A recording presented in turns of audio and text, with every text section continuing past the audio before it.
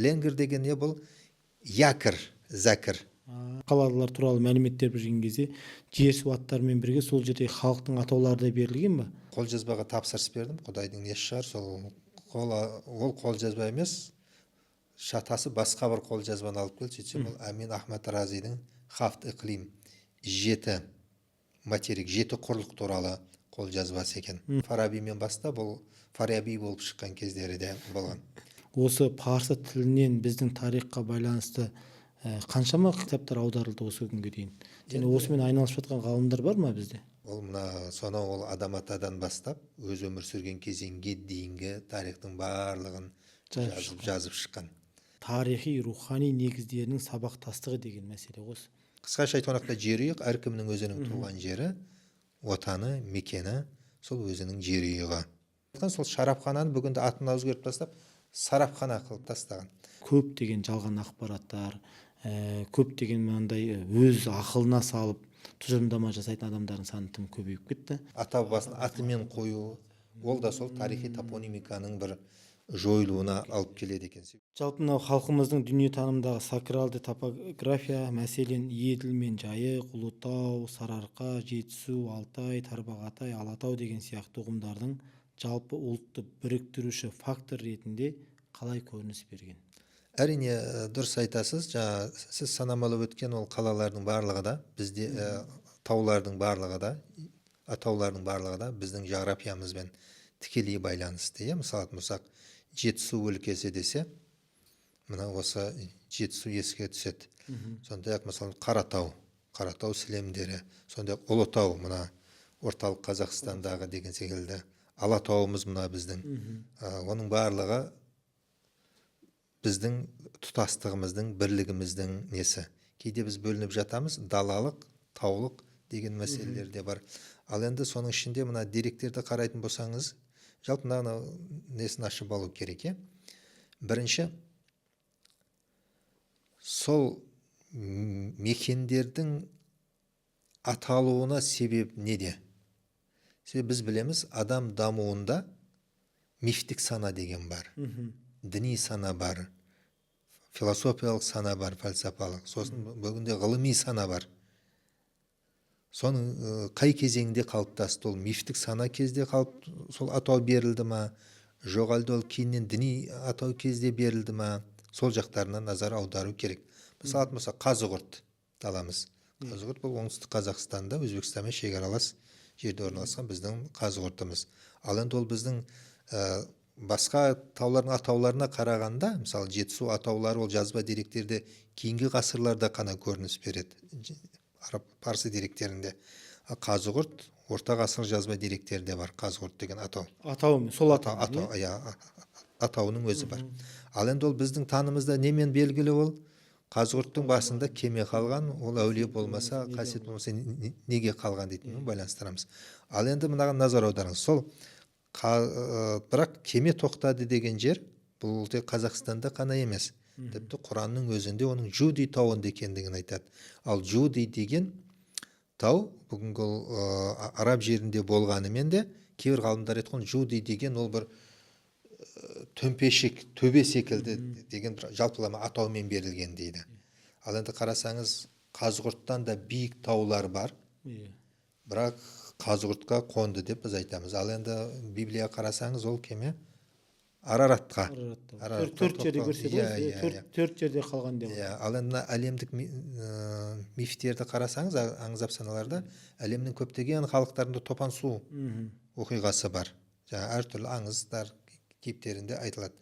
Ал енді Қазығұрт тағы бір назар аударатын нәрсе, кеме тоқтады деген таудың жанында міндетті түрде Ленгір деген ауылдың аты болады. Мысалы бізде де Қазығұрттан нерқасаңыз Ленгір деген қала бар. Ленгір деген не бұл? Якір, зәкір. Ана кемені тоқтап, нені тастайтынды? Мысалы Нұх пайғамбар кемесі тоқтады ғой. Енді ол тоқтау үшін несі тастайды? Якірді, зәкірді тастайды. Ол Ләңгір деп аталған. Оның тарихын білмеген адамдар не істейді? Ленгір дейтін ауданды басқа атаумен алып тастайды. Сондықтан мынаған назар аударған дұрыс. Енді бізде діни сана деген бар. Діни сана кезде де бізде топонимикамыз қайтадан екінші бір сатыға көтерілді десек те болады. Мысалы алатын болсақ, мынаны қарау керек. Жаңа біз айтып өткен Түркістан. Түркістанда ол жерде Қожа Ахмет Яссауи жатыр. Яссы атауы. Оны кейбір ғалымдар мына Зарастризм дініндегі ясы деген бар оларда. Себебі Вендидат, Весперет деп бөлінеді оларда. Ясы бар, сосын яшт бар. Соны ана ясымен байланыстырып жатады. Егер қазір уақыт болса, оны айта жатармын, жалпы Зарастризмнің қазақ даласына қаншалықты қатысты екендігін. Себебі ана Жетісу атауында сонымен, Ұлытауды да кейде сонымен байланыстырып жатады. Сол жерде мысалы алатын болсақ, Яссауи бар. Енді Яссауидің немере туыстары ол Тұрбатта. Бұрынғы атауы Хузиян, бірақ Хузияннан кейін не үшін Тұрбат аталды? Түріктерде түрбет деп нені айтады? Кесенені айтады, түрбесі дейді. Ол жері себебі Исхаил ата мен Исмаил ата жатыр, ол жердің атауы Тұрбат аталады. Ал енді Тұрбат аталған жерде не болады? Оны софылық танымда шарапхана болады, шарап ішетін жер. Расында сол шараппен басқа шарап қой. ол енді рухани ілім. Тұрбаттан бері қарап келе жатқан уақытта Қазығұрттың төңірегінде шарапхана деген ауыл бар. Бұрын жазулы тұратын, бірақ соны ана тарихи топонимиканы білмегеннен кейін жергілікті халық шарап дегеннен ұялып оны сарапхана деп жазып жіберіпті. Мен айтамын, айналайындар, ол ана жерде Тұрбат тұр. Тұрбат ол адам рухани кемелденеді. Шарап деген ол рухани ілім. Мүмкін сусын қана деген сияқты. Шөлін басатын жер ма? Жалпы шарап емес. Діни сопылық ұғымда шарап деген бұл рухани ілімді білдіреді. Яссауиде де бар, Науаиде де бар, Машрапта да бар. Олар біз шарап іштік дейді. Шарап іштік деген бүгінгі ол алкогольдік ішімдік емес. Рухани ілімді ішсеңіз де, бір рухани ілімді алып бір кітап оқыған адамда бір ерекше бір не болады ғой, бір кейіп болады. Міне соны нені шарап деп атаған. Ал ана Тұрбатқа барып зиярат еткенде, соны зиярат еткіп жатқанда адамды рухани байып келе жатқанда, ол шарапқа бай болып келе жатқан, сол шарапхананы бүгінде атын өзгертіп тастап, сарапхана қылып тастаған. Сонда қана Ленгір деген жер бар, жаңа Шымкент шыға берісте. Бар, әлі де бар ғой. Қаланың атауы бар, бір аудан атауын ауыстырып тастаған. Айналайындар, онда сіз оның атауын өзгерту арқылы сіз ана Қазығұртта Нұх пайғамбар кемесі тоқтағансыз жоққа шығарғанмен бірдей. Себебі бұл бізде қана емес, себебі басқа жерлерде де кеме тоқтат деген жерде міндетті түрде қасында бір ауылдың аты Ләңгір болып аталады. Бағанағы 4 жер бар ғой, мына сосы неге Қазығұртқа байланысты. Бұл барлық әлемдегі аңыздарда да осы біздің жерді көрсетеді екен оларда. Бар. Бірақ енді олардың да бағанағы бізден басқа 3 атаудың қасында да Ленгір деген жер әлі күнге дейін сақталған ба екен, сақталмаған ба екен? Енді оларда кезінде ғалымдар жазған, мүмкін тарихи несіне берік болса өзгертпеген болуы мүмкін. Ал енді не ғой, тарихи топонимиканы өзгертуге не себеп болады? Бірінші саяси жүйе себеп болады, Мысалы болса, кеше бізде тоталитарлық жүйеде көптеген жер-су атауларымыз жаңадан атала басталды. Дмитриевка, Ивановка, бірдеңе ол барлығы кете бастады. Екінші, ол саяси неден бөлек, екінші халықтың несі, рулық санада болса, тарихи жерді ауыстырып өзінің ата бабасын атымен қою, ол да сол тарихи топонимиканың бір жойылуына алып келеді екен. Себебі 90-шы жылдар не алды, көптеген тарихи атаулар сол кезде мағынасын түсінбедік, мағынасын түсінбегендіктен ол бір шет тіліндей көрінді да, бір кірме сөздей көрінді да, сөйтіп оның тарихына да бойлай алмадық. Жаңағы Тұрбаттың қасында міндетті түрде шарапхана болатындығы, сосын ол міндетті түрде Яссауи менен рухани пірмен байланысып жататындығына назар аудармағандықтан да көптеген атауларды біз кеше егемендік алған жылдардың басында осылай бір қателіктерге жіберіп алдық. Ал енді сол секілді мысал алатын болсақ, жаңа нені қойып отырсыз ғой, мына Қаратау, Алатау дегенде қандай нелер келеді дегенде, сосын қарасаңыз, кейбірде ол мифтік сана емес, былай сол орналасқан жеріне байланысты, жағрафиялық орналасқан жеріне байланысты да атаулар болады. Мысалы, не үшін Алатау қысы жазы басында қар жатады? Мысалы, Қаратау сілемдер алыстан Қаратау болып көрінеді. Ал енді мысалы Жетісу өлкесі деп атайды. Енді мынаны қараған дұрыс. Кейде біз біздің тілге жақын болғанымен, мысалға Сарыағаш деген атауы бар, Сарыағаш. Кейбір ғалымдар айтады, ол сәрі яғаш дейді. Себебі яғаш дейтін өлшем бірлігі болған. Яғаш белгілі бір нелер құрылған уақытта мына қаланың ана басы менен мына басын сары ағаш, паян ағаш деп араларын кейде қояды. Расында Сарыағашқа барсаң, Сарыағаш көрмейсіз ол жерден. Кезінде ол бір деңгенің бір тарихи бастауы, бір елді мекен бастауы болды ма, сол Яғаштан бастап мына Яғашқа дейін жалғасатын. Яғаш деген бұл қашықтық, қазір мен ұмытып тұрмын, белгілі бір қашықтықты Яғаш деп атаған орта ғасырда. Сонымен байланысты болуы мүмкін. Екінші Жетісу деген атау бізден жеті суменен байланыстырып жатады. Бірақ мынаған назар аударған дұрыс. Жете дейтін нәрсе, иә, жеті өзенмен де байланыстырып жатады. Санада әуелі егісі бар, несі бар. Ал енді кейбір ғалымдар айтқан, ол жете деген нәрсенің өзі, ол мына кезінде Шағатай ұлысы болды ғой, Мауреннахр мен Моғолстан болып, соның Моғолстан тараптағыларды жете деп сәл бұзықтау болған болуы мүмкін, жете деп атады да. Сондықтан ал енді су дегені сол тарап дегенді білдіреді, жеті су дейтін де нені ұсынған ғалымдар болған. Ондай да бар. Мысалы айтсақ, Ташкенттің ортасында Чорсу деген жер бар. Чорсу, оны қазақ Шорсу дейді. Ол бір тұзды су емес ол. Төрт тарап, Чохар су деген төрт тарапта, жаңа не деп атаған, расында Чорсу базарына барсаңыз, төрт тарапы да ашық болады.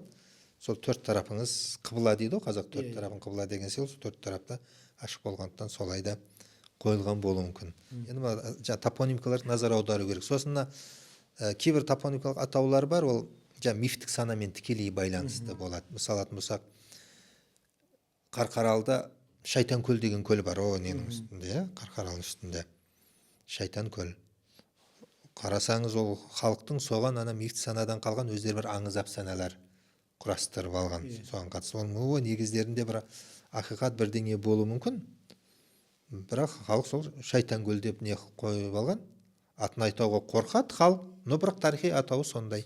Енді оны қазір біз барып ауыстырып тастасақ, ол онда жаңадай тарихи жадыларға бір қиянат болады. Екінші Әулиекөл деген жерде бар. Мысалы Әулиетау дейді. Осы секілді әрбір ненің өзінің мифтік сананың кезінде, діни сананың кезінде қойылған атаулар бар. Соның барлығының өзінің бір негіздері де шығып жатады. Тура осы жерде бағана сұрақ, мынау қазақ халқының этногенезінің өзекті мәселелері ретінде мынау дүниетаным мен этникалық санасы ғой, дұрыс айтып отырған. Тарихи, рухани негіздерінің сабақтастығы деген мәселе осы. Әрине. Осы бағана айтып жатқан анау мифтік сана мен діни сананың арқасында осы әулие-ата дегеніміздің бұрынғы атауларымыз, сол бағана бір деректе келтірдіңіз ғой, Тараз ғұламалар мекені. Иә. Сол орта ғасырлық деректе Тараз деп жазылып тұр ғой. Иә, Тараз. Кейін әулие-ата болуы осы көп бағанандай бабалардың жатқанынан қойылған. Әулие-ата болу ол жерде Саты-Бұғра хан, Қарахандар жатыр ғой. Иә, мысалы Тараздың ортасында кейде сонымен де байланыстырып жатады. Әрине енді назар аудару керек. Горделевский жазады. Түркістанның төңірегіндегі дейді 12 қыстақтың атауы белгілі бір атаның атымен аталады дейді. Расында Түркістан шыға бересіз, Кентауға баратқан жерде Құсшата деген жер бар. Сосын арырақ барасыз, Үкашата. Мысалы мына жақта қарасаңыз барлығы бір аталармен аталады. Бұл не үшін барлығы аталар? Осыған назар аудару керек. Олар бір мүмкін жасы келіп қартайғандықтан ата аталды ма, немере сүйгендіктен? Жоқ, олар Яссауидің рухани ілімін ұстанғандар, рухани ұстаздар ата деп аталған. Ата деген сөз Яссауидің жолын ұстанғандар. Жолын адамдарға берілген атау болған ба? Атау. Оғанға дейін ата қолданбаған. Қазір біз мысалы атмасақ, діни дәріс беретін адамдарды ұстаз дейді ғой, ұстаз деп. Ол кезде ұстаз емес, ол кезде ата деп атаған. Ол ата болуда ол екінің бірі бола алмаған. Ол белгілі бір мақамдардан әулиелік деңгейге жеткен адамдар ата аталады. Ал ол Яссауиге дейінгілердің барлығы баптар аты. Мысалы атмасақ, бап ата деген жер бар. Созаққа баратқанда. Бап деген, яғни ұстаз деген сөздің мағынасы ғой. Иә, жоқ, ол бап деген ол дінді алып келуші, қамалдардың қақпасын дінге ашушы дегенді білдіреді. Бабата деген, бап деген сөз. Сондықтан бізде Абджалил бап, ол кейін Хорасан ата недегі, Жаңақорғандағы, сосын Әбдірахым бап, сосын Ысқақ бап, мұна недегі, Созақта жатқан. Созақтың кіре берісінде, сол кіре берісте. Оны бірақ халық атап Бабата деп сол жерді атап кеткен. Ал енді ең соңғы бап бұл арыстан бап. Сайрамда сансыз бап, отырарда 30 бап, Түркістанда түмен бап, баптардың бабы арыстан бап деген. Яғни арыстан бап сол баптар кезеңінің есігін жабады да, сосын ары қарап Яссауиден бастап аталар кезеңі басталады. Баптар кезеңі 500 жылды қамтыған бізде шамамен. 8-ші ғасыр десек, сол Яссауиге дейінгі 450-500 жыл баптары кезеңі. Екінші кезең бізде аталар кезеңі басталады. Яссауиден басталады. Оның шәкірті Хакім ата, сосын кім ата, Мансұр ата, сосын Зәңгі ата, Шопан ата, біздің 4 түріктің аталары бар ғой. Соның барлығы сол Яссауидің шәкірттері, сол ілім насихаттағандықтан да олар аталар аталған. Салтмасақ, жылқынікі Қамбар ата, сиырдікі Зәңгі ата, қойдікі Шопан ата, ешкінікі Сексек ата. Бұлар өмірде болған адамдар, сондықтан сол жерлерде аталады. Мысалы атмасақ, Зәңгі ата, Өзбекстан Зәңгі ата ауданы бар. Ол топонимикаға еніп кетті. Әлі бар. Әлі бар, ол топонимикаға енді. Бүгінде Зәңгі ата районы бар Өзбекстанда. Ал енді жаңағы Гордилевскийдің жазатындай Түркістанның төңірегіндегі мекендердің біразы сол аталардың атымен байланысты деген сөз. Сол жерден шыққан, сол жерде жерленген. Сондықтан сол топонимикалық атау алып, сол жерде ата ретінде қалған. Сосын тағы бір несі бар. Мысалға қазақ даласында, әсіресе мына батыс жаққа қарап жылжи бастасаңыз, Шақпақ ата, Бекет ата, Қараман ата деген секілді жаңағы жерлер бар. Киелі жерлер, қасиетті мекендер. Міне солардың барлығы Яссауидің жолын ұстанғандықтан солай болып аталған. Бұл жаңа сіздің айтып отқан қазақ руханиятында бұрынғы түркілік сана бар. Ол жаңағыдай енді ол қай уақытта ол ата болып не қылады, ол сакральность қастерленген кезде. Ол өз алмайды, халық береді. Оны ол өлгеннен кейін береді. Ол көбінесе былай кез келген нәрсе адам дүниеден өткеннен кейін. Мысалға бізде жоқтау деген жанр бар ғой, жоқтау. Сол жоқтау көптеген тарихи жырлардың, батырлық жырлардың тууына себепкер болған. Сөйтеді ол біраз уақыт өткен екен ол қастерлене бастайды. О жерде енді әдебиеттің несі қосылады, гиперболаға әсірелеп жеткізу, кәдімгі көркемдеп жеткізу мәселелерімен ол бізде тарихи жырлар, батырлық жырлар кәдімгі солай басталған. Мысалы бір ғана бізде Қобыландының 29 варианты десек, бар десек, ол басында бір жоқтаудан неден пайда болады. Дүниеден өткеннен кейін ол осындай батыр еді, осындай не еді, пәлен еді, шау еді, жоқтау айтылады да, сосын ол жыршылардың есімен ол жыл өткен сайын жамалып, әр жырда кәдімгі үлкен жырға айналып бізге дейін келеді. Оның бәрі сол қастерленуден келіп шығады. Сосын тағы назар аударсаңыз, мына қасиетті жер киелі мекен, қазақ даласындағы бейіті болады, міндетті түрде қасында құдық болады. Или бұлақ болады. Құдық біраз уақыт болған, тек соңғы ғасырлар, соңғы жылдары бітеліп қалған, жабылып қалған. Енді оны да бүкін арнайы зерттеп қарастыру керек. Мысалы, Арыстан баптың басында да құдығы бар, Яссауидің басында да болған, кеше ғана Ысқақ бапта да бар, Үкаш ата ол онсыз да бар, жаңада құдық тастайтын. Осы секілді дүниелер бір-біріменен тығыз байланысты. Әлі күнге мағынасы ашылмаған ба? Жоқ, ашылған уақытта анықтамалары бар ма деген. Біріншіден ол сол әулиелер, сол жаңа діни сана деп жатырмыз ғой, сол кезде әулиелер бар, ол жерге барып, сулы жерге барып, олар жерленеді. Сосын оның басында құдық қастерленеді. Қастерленеді, халық тараптан қастерленіп, киелі қасиетке ие бола бастайды. Судың да бір қасиеті бар. Сосын ол судың құрамында бір биологиялық, мүмкін табиғи бір өзгешеліктер бар, ол кейбір адамдарға ол шипа болады. Бұл дәрумен ретінде бойға дарып жатады дегенде сондай мәселелер туындайды.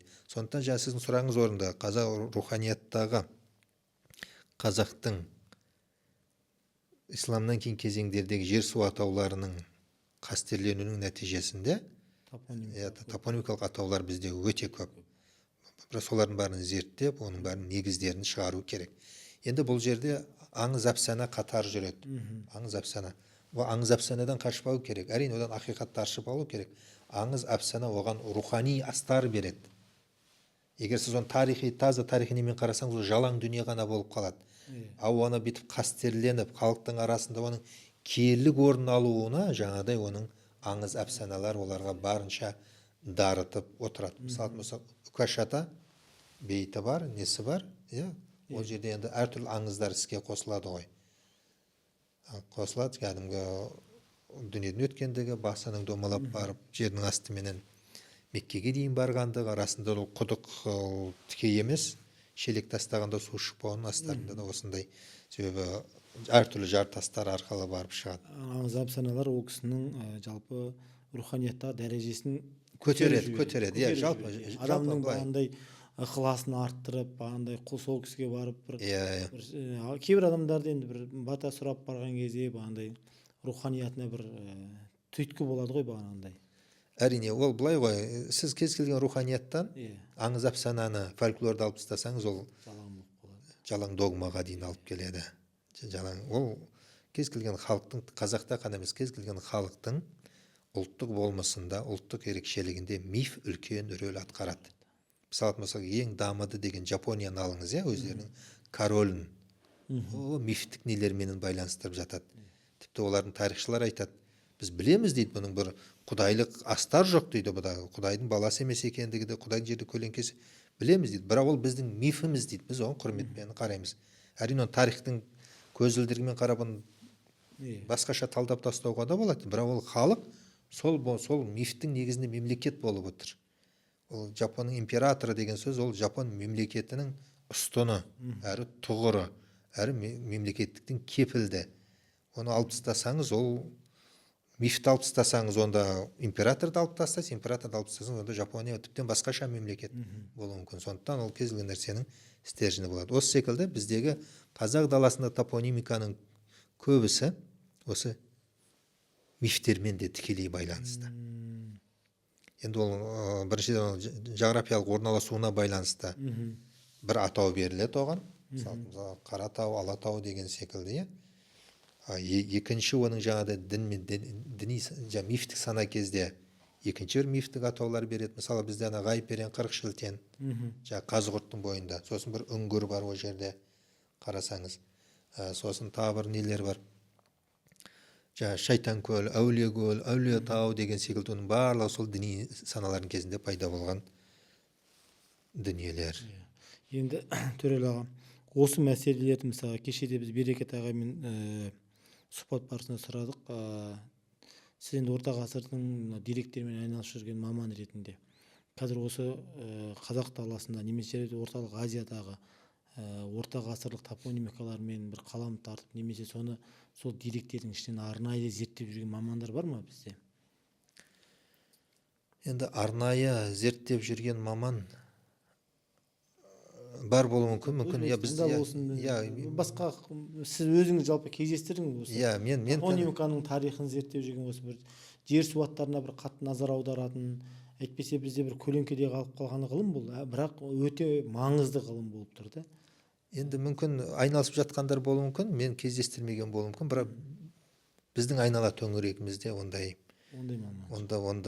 жоқ. Себебі оны айтып отырық қой, оны зерттесе көп дүние ашуға болады. Әрине ол кезде аңыз әпсаналардан бөлек жаңағыдай араб парсы тіліндегі, шағатай тіліндегі, түркі жазба тіліндегі деректердің барлығын қамтып барып қарастыратын болса, арасында біздегі топонимикамыздың сырлары ашылады.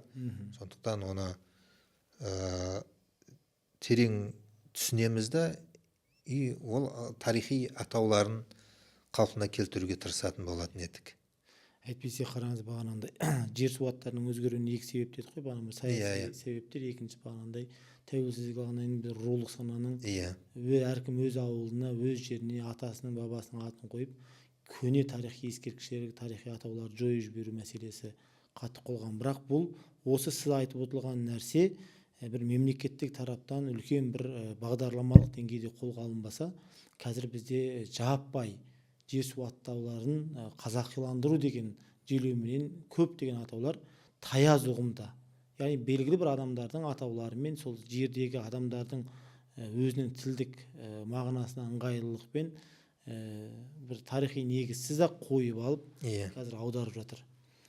өте көп атаулар қазір менің ойымша бұл бізде бір тарихи бір мән мағынасын жоғалтып қойған сияқты. Иә, ондай жағдайлар бар. Біз бір екі ауылды келтірдік қой, мынау шарапхана деген ұят болады деп сарапханаға ауыстырады. Сонда сарапта не тапты деймін да. Ал енді ол тұрбат бар жерде шарапхана болады. Кеме тоқтаған жерде Ленгер деген ауыл Енді бізде мына жазба деректерден біз кешелі бері осы сұхбаттарда көбінесе осы Жетісу, оңтүстік өңірлерге қатты көп тоқталып жатырмыз. Солтүстік өңірлердегі қазақтың жер атауларына байланысты сізде алып қосарыңыз бар ма? Ол жақты біз енді онша көп қарай қойған жоқпыз. Жалпы деректер Қарастыру керек, Алла қаласа. Бөлек Біз өзіміз кездестірмедік. Енді ол жерде Қызылжар дейміз, Кереку дейміз, ол бұрынғы атаулары. Бүкін олардың да тарихи негіздеріне үңіліп, сол бірінші аталу себебі мүмкін жағрафиялық орналасу несіне байланысты ма, жоқ әлде ол жаңағыдай бір мифтік дүниелермен байланысты ма, немесе діни сананың кезінде қалыптасты ма, сол жағына назар аудару керек. Әрі сондай-ақ мына біздің батыс Қазақстан жақта да көптеген тарихи атаулар бар. Көнеден келе жатқан. Олардың да түбірі тіпті аталар кезеңінен, яғни исламға дейінгі кезеңдермен де байланысты болуы мүмкін. Ал енді сол бәрін біз мағынасын түсінбедік екен деп, бізге бір жат көрінді екен деп атын ауыстырып тастау, ол тарихқа да бабаларының аманатына да бір қиянат болып көрінеді. Жақсы, Төрел ағай, сізге көп рахмет. Осындай біздің арнамызға келіп сұхбат беріп, арнайы уақытыңызды бөлгеніңізге. Сіздің әлі біздің көрермендерге айтарыңыз өте көп деген сенімдемін. Болашақта сізді бұл студиядан талай рет көреміз. Себебі қазіргі бізде мынау подкасттың негізгі мақсаты бізде бұндай шынайы осы тақырыптарды, қазақтың тарихына қатысты деректермен айналысып жүрген мамандардың өздерін мен сұхбат жасау. Себебі қазір көптеген жалған ақпараттар, көптеген мынандай өз ақылына салып тұжырымдама жасайтын адамдардың саны тым көбейіп кетті. Сондықтан да сіздердің біздің арнаға көмектеріңіз өте қатты қажет. Себебі бізде бағанағыдай осындай жобаларды дамыту арқылы қазақтың санасына, рухани санасына ғылыми тұрғыда бір серпіліс берсек деген ойдамыз. Сізге көп рахмет аға. Сіздерге де рахмет, сәттілік.